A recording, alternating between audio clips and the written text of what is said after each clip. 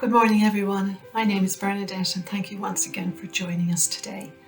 The Oblate community are grateful that you have joined so that we can support one another by praying together and live as a community of faith and hope. And we take a moment before we begin our prayer.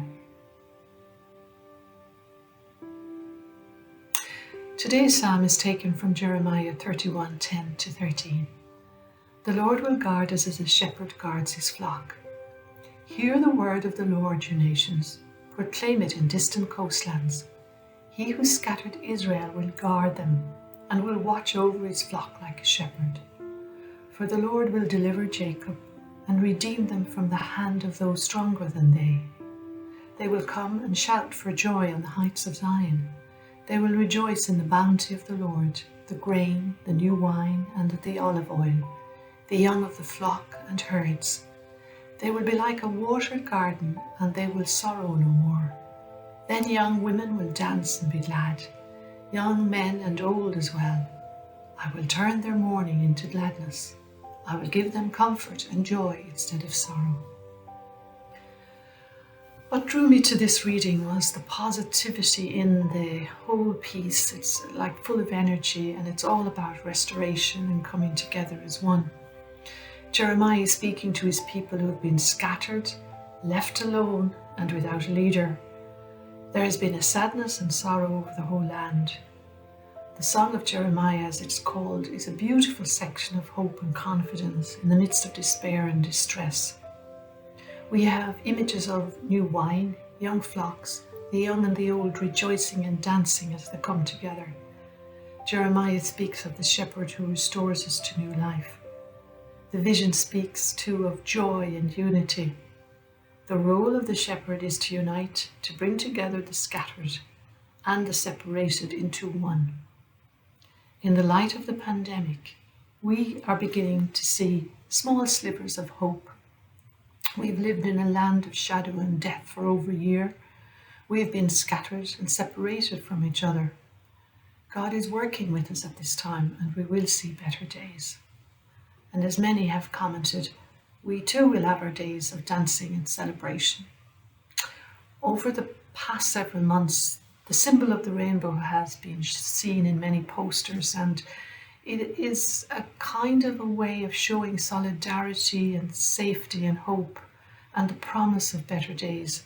The words "stay safe, be kind" are simple and profound. The rainbow is a biblical sign of hope, as we know from the story of Noah and the ark. It's always there to remind us of possibility, of hope. After the rain comes the rainbow, and after an ending comes a new beginning.